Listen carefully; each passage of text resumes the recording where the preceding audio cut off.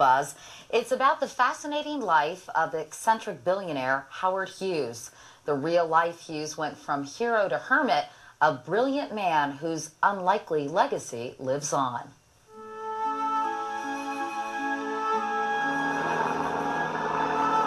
He was most at peace alone in an airplane.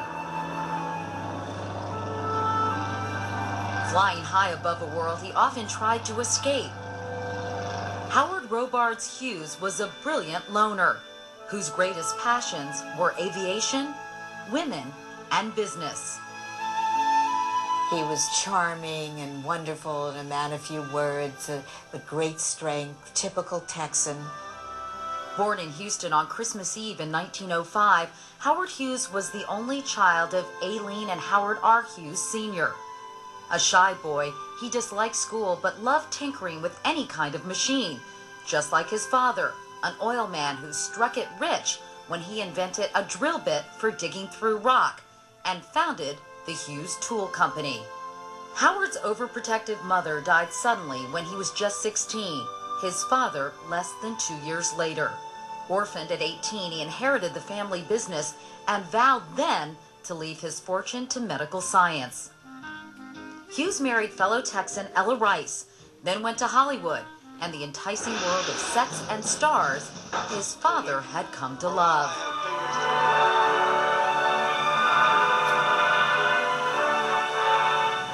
He quickly invented daring new ways to make films, strapping cameras to planes, engineering splashy debuts, 500,000 people are lining the street, and discovering new talent.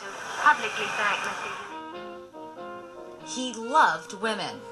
He didn't realize how handsome, how special he was, and a beautiful woman on his arm made him feel complete and glamorous. And women loved him. The strongest thing in any woman is maternal instinct, and Howard brought out the maternal in every woman. When his marriage failed, he squired Katharine Hepburn, Rita Hayworth, Lana Turner, Ava Gardner, and later Jane Russell, for whom he even designed a special push-up bra. But Hughes's true love was flying and airplanes. He designed a speed plane called the H-1, a photo spy plane, the XF-11, and years later the Constellation, in which he ferried his Hollywood pals. By 1939, he crushed Charles Lindbergh's around-the-world record, flying it in 3 days, 19 hours, and 17 minutes. He became a national hero. Howard Hughes, the producer, the aviator and engineer, the womanizer, reveled in his celebrity. He continued to date, acquired RKO Studios to produce more films, founded Hughes Aircraft Company, and bought TWA, an enterprise he treasured. In 1942, the government contracted him to build 3 mighty wooden flying boats, the Hercules, but dubbed the Spruce Goose, to ferry troops and equipment during World War II. But they took too long to complete, and he was investigated. What became of the 40 million is what we want to know. I put the sweat of my life into this thing. I have my reputation rolled up in it. Howard Hughes' star began to fall, even though he was exonerated. He was riddled with obsessions and insecurities and began to unravel. He fell in love with a starlet named Terry Moore, who says they married secretly. But what I liked about him is I felt safe. I felt that nothing could happen to me as long as I was with him. But Howard Hughes did not feel safe. In 1957, the troubled perfectionist married again, this time to actress Jean Peters. They lived in separate bungalows in a Hollywood hotel and eventually parted ways. America's first billionaire lived out his years moving from place to place, making money, but alone and lonely. 5 plane crashes over the years had left him racked with pain, which he medicated with too many drugs. From 56 on, when the drugs started taking over, it was no longer Howard. He was a stranger.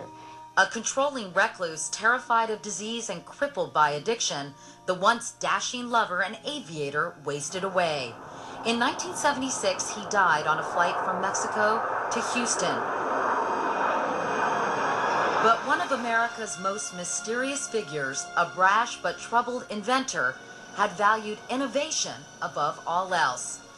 The institute his fortune created fosters the freedom to discover that he so cherished.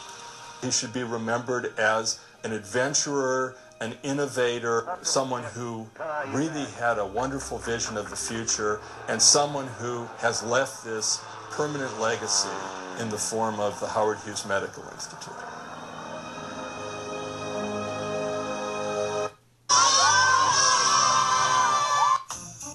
We both want the same thing. We want very positive rap that will go over to the people over 50, because there's 50% of the country are over 50. That's what I'm